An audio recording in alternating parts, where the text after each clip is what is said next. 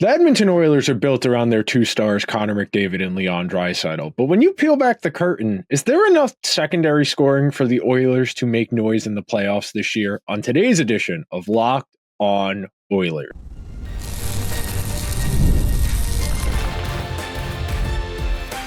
You are Locked On Oilers, your daily podcast on the Edmonton Oilers, part of the Locked On Podcast Network, your team every day.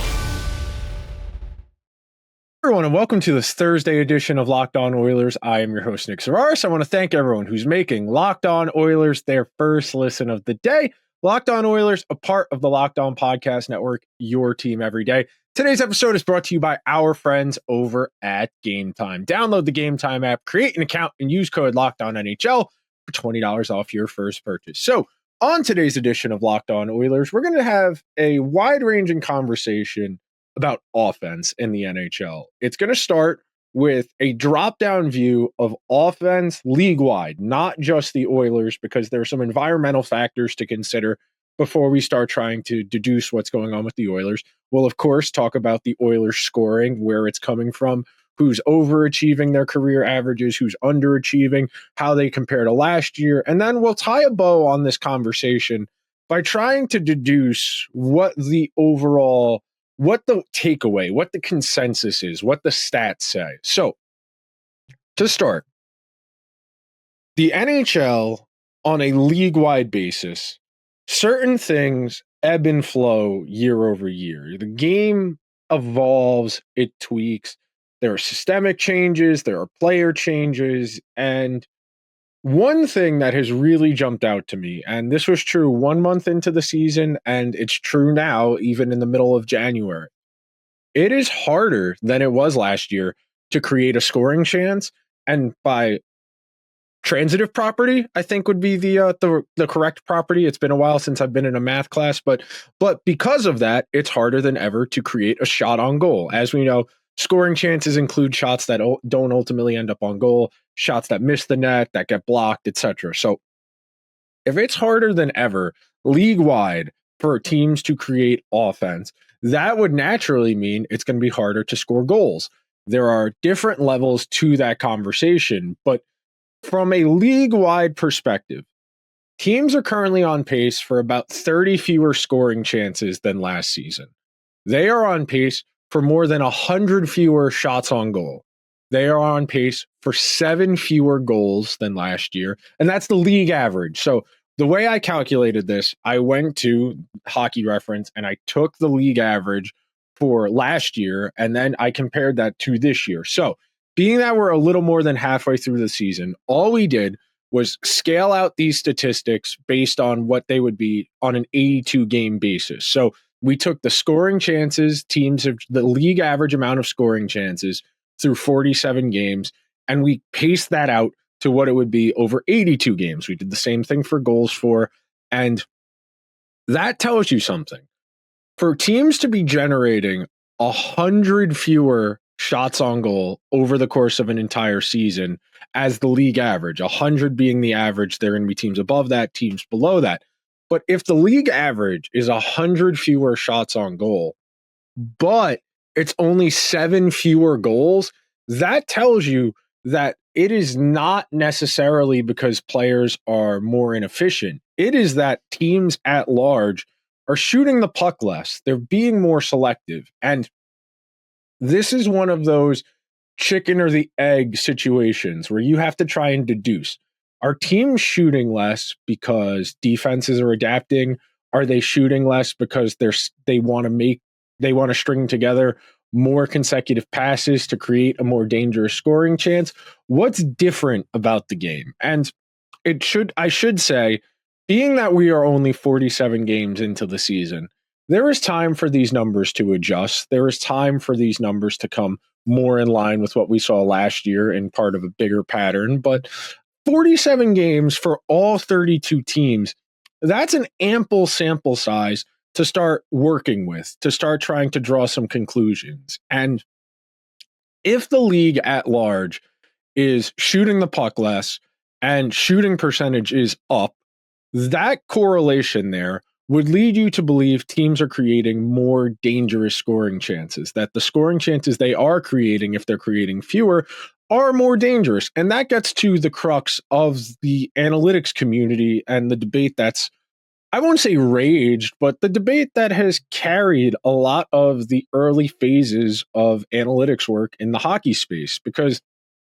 in the hockey space, our data is not as precise as what the other sports have. The NBA, the NFL, and MLB have embraced the analytics community in a way that hockey hasn't. I forget what year it was, but Gary Bettman on the record said that NHL fans don't really care about this. They don't want this data. And there are people out there doing massively important work trying to help people answer these questions. The Evolving Wild Twins, Micah Blake McCurdy, Corey Schneider, Jay Fresh Hockey, Top Down Hockey. There are so many people who do valuable work to help people try and get to the answers, trying to give people the data to draw these conclusions, because these aren't the types of conversations you're going to hear on a pregame show, during an intermission report, because this is abstract. This is something that someone like me, who spends almost all of their time thinking about sports through the lens of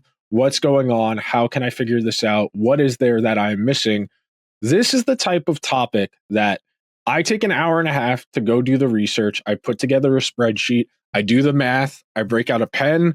I've got a Post-it note, and I've got the calculator app on my phone. And I want to try and figure out, well, if teams are shooting less and they're scoring on more of their scoring chances, that tells you teams are, by definition, converting at a higher rate, which would deduce that they're creating more dangerous chances. As we know, a chance is more dangerous if it's more likely to result in a goal.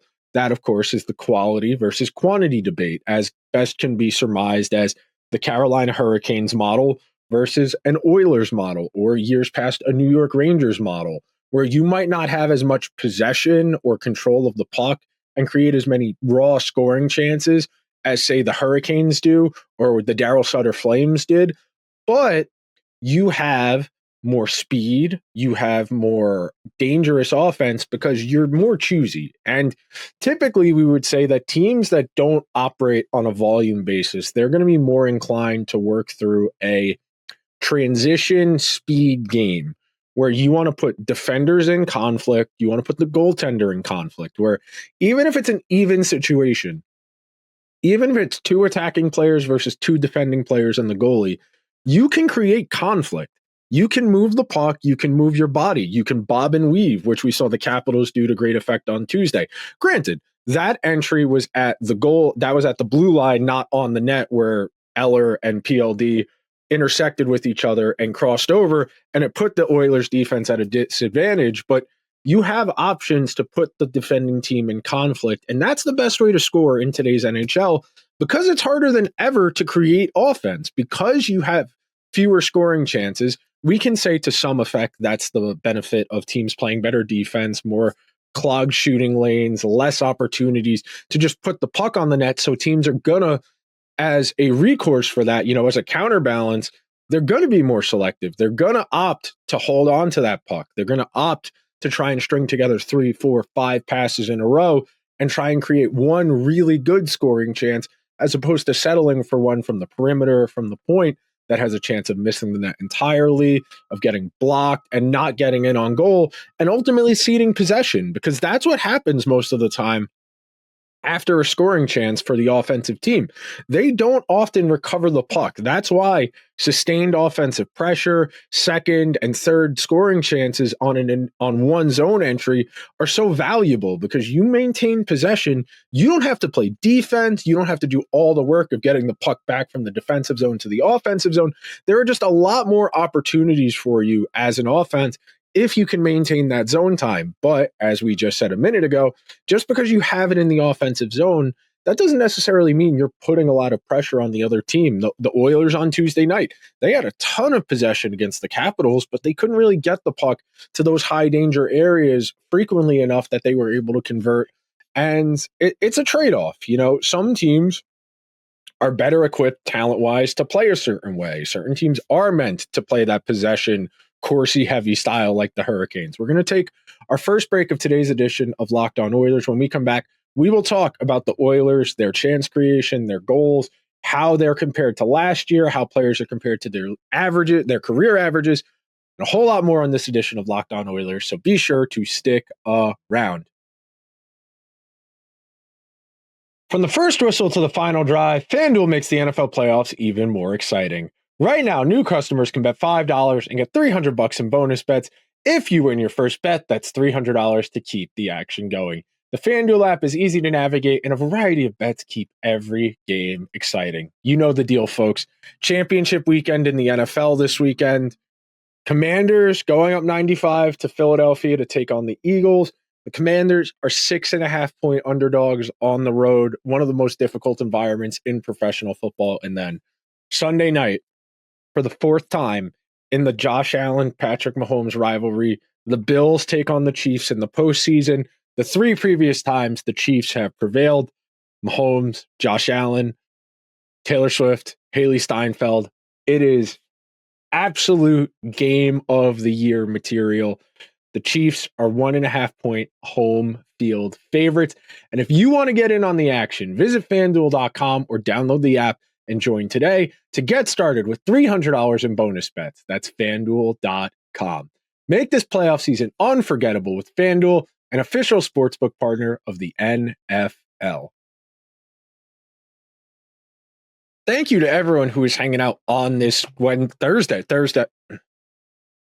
Thank you to everyone who is hanging out on this Thursday edition of Locked On Oilers as we're trying to answer one of the big philosophical questions. And that first segment was about setting the environmental factors, because this is an area where people who don't work with statistics or don't really have a material understanding of how the game is played and how that changes over time, it's really tricky. And I'll give you an example. So in the NFL, Josh Allen, Patrick Mahomes, Lamar, Justin Herbert, Joe Burrow, these are some of the most physically gifted players we have ever seen. And part of that argument and part of the argument on these guys' behalves is the numbers they're putting up. They are putting up extremely gaudy totals for passing yards, for efficiency.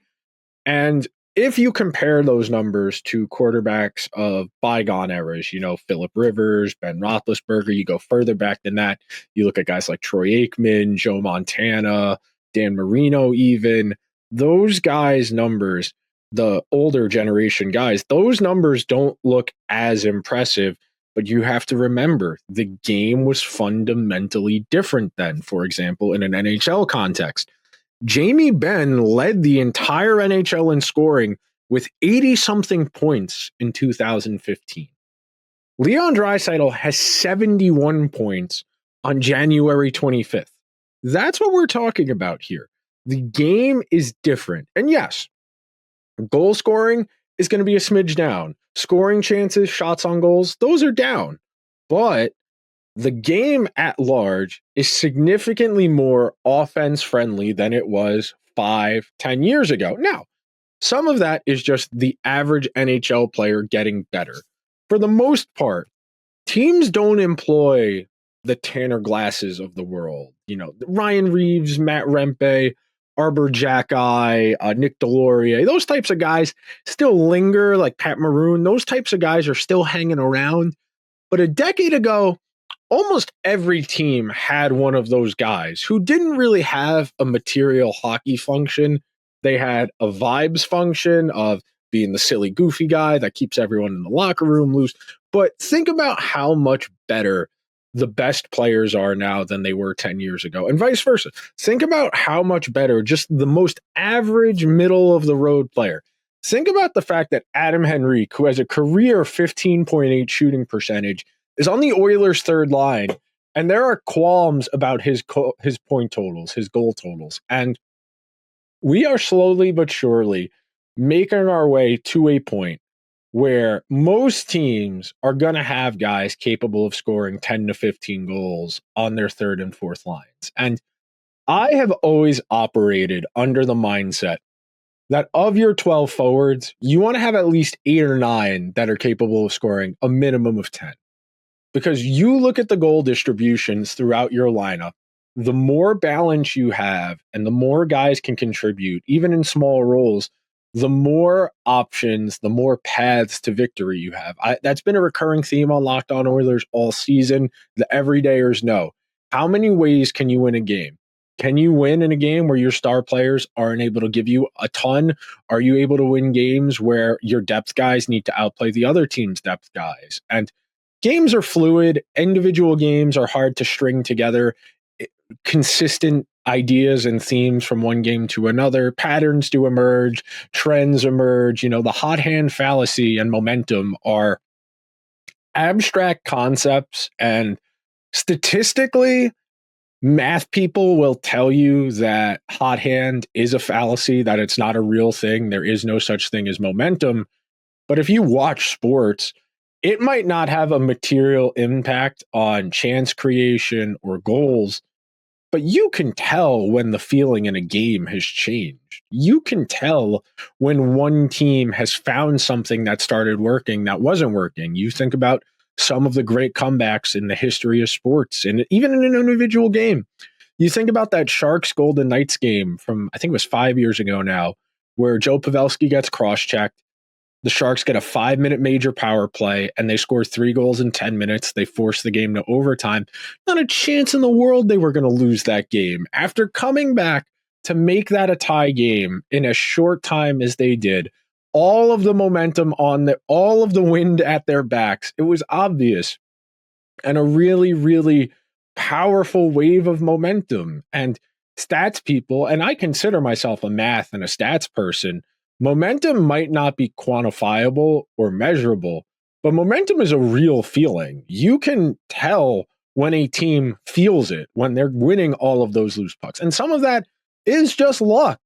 Sometimes good luck can masquerade as momentum. I talk about all the time that luck is what happens when preparation meets opportunity. If you're making the most of your opportunities, that's not luck. So speaking of luck, the theme of this second segment before I got sidetracked was just talking about how the Oilers are comparing to what they've been. So right now, of the players on the team, a handful are shooting above their career average, but the majority are shooting below.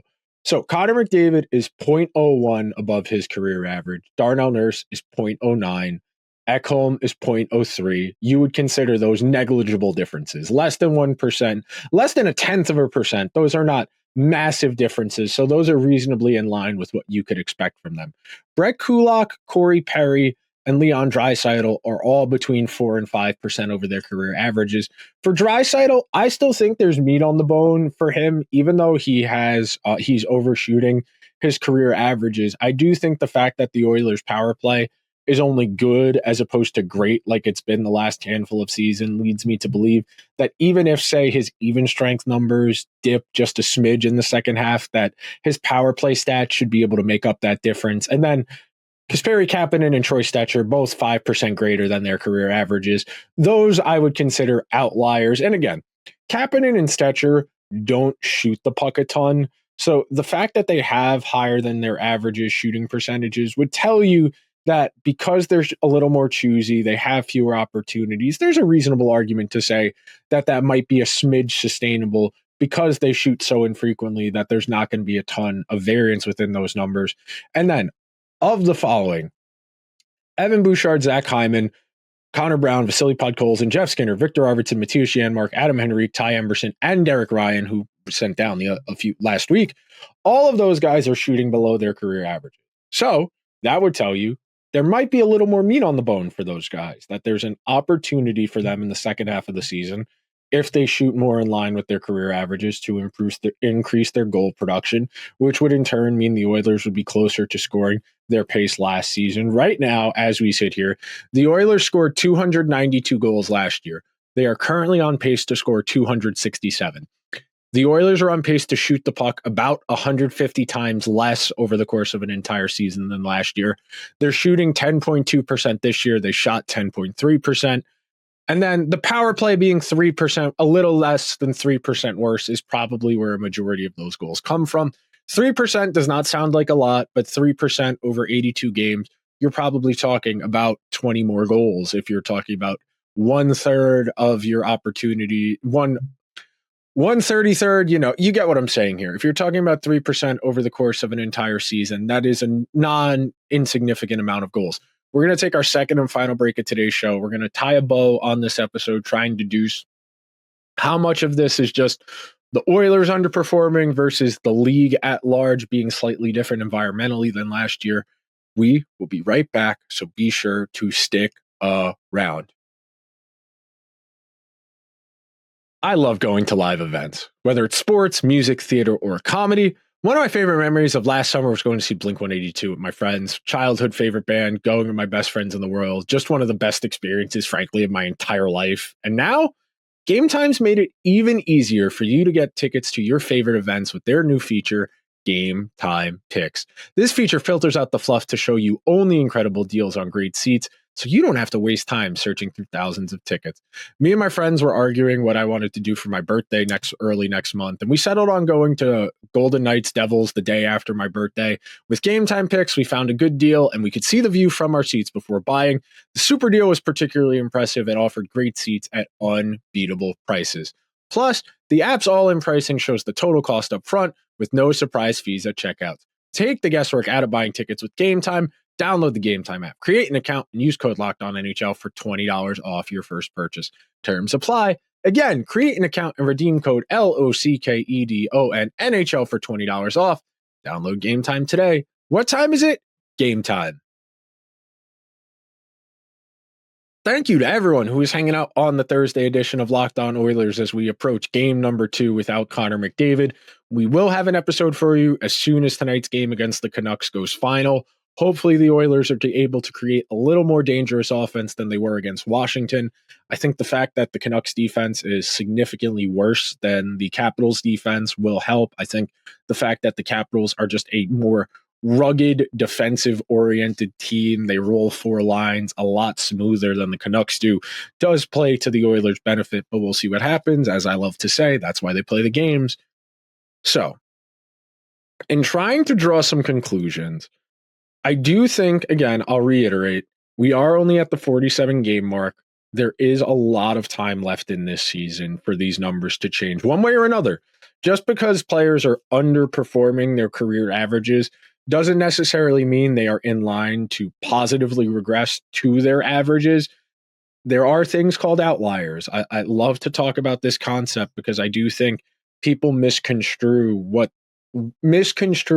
how these large sample size, these large data sets work.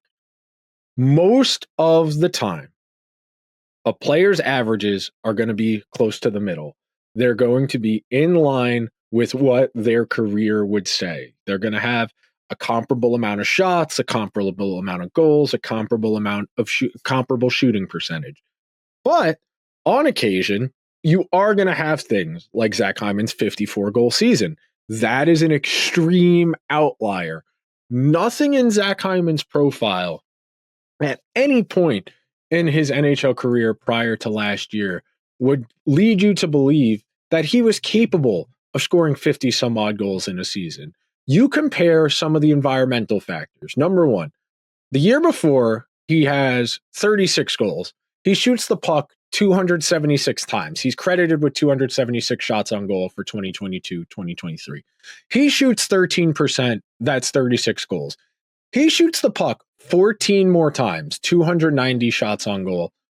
18.6, a 5% increase over the year before, and that registers another 18 goals. 18 more than the year before would absolutely be quantified as an outlier statistical season.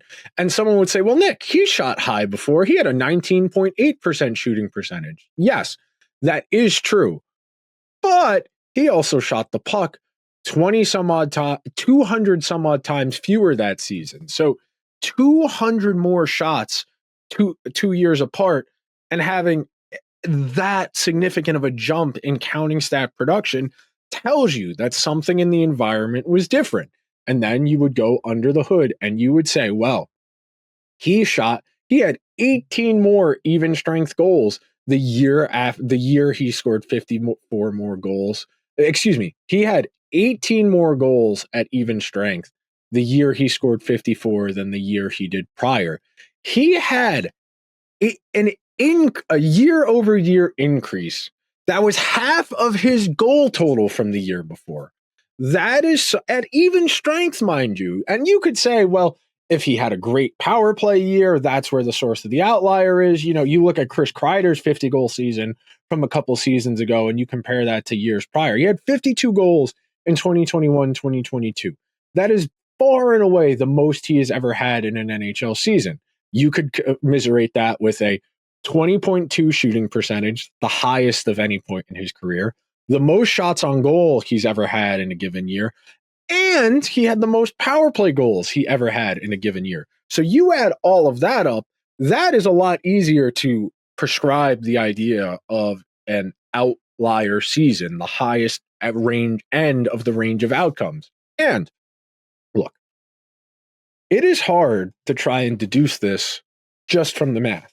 That's why we play the games, because sometimes things change. We could say, well, if they're shooting the puck from different places on the ice, if the entire league is making differences, is playing differently, you know, if everybody in the league is shooting the puck a smidge less than they were last year based on the league averages, or I should say, if the average team is shooting the puck less and going to have more shots on goal, but the shooting percentage went up, that would tell you that the game has changed since last year. The environment the game is operating in has changed. And that leads me to believe that either A, we need to play out the full season and these numbers might become more in line with what we saw last year, or B, there has been a conscious active change from the teams in the NHL, whether that's how they defend, in the zone, in the neutral zone, how they attack, and if teams are holding the puck longer and shooting less frequently because they're looking for a better scoring chance. There's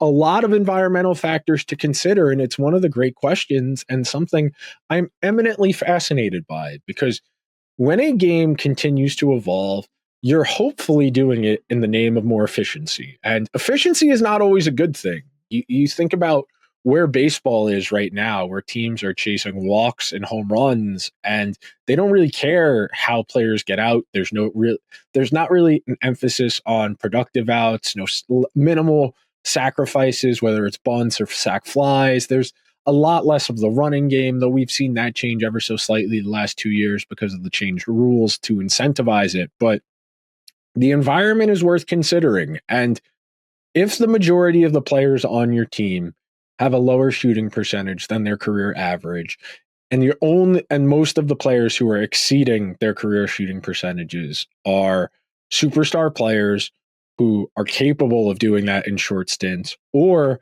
they're players who don't shoot the puck a ton and have the active option to be more choosy because they have fewer minutes, they have fewer opportunities, fewer scoring chances, fewer shots on goals. It's a ladder. It is all a ladder of ideas. But that'll do it for today's edition of Locked On Oilers. If you could be so kind, please subscribe to the show wherever you get your podcasts. If you're listening on Apple or Spotify, please give the show a 5-star review. If you are watching over on YouTube, hit the subscribe button, hit the alarm bell, get a notification whenever new content goes live. I will talk to you guys after the game against the Canucks tonight. Until then, let's go Oilers.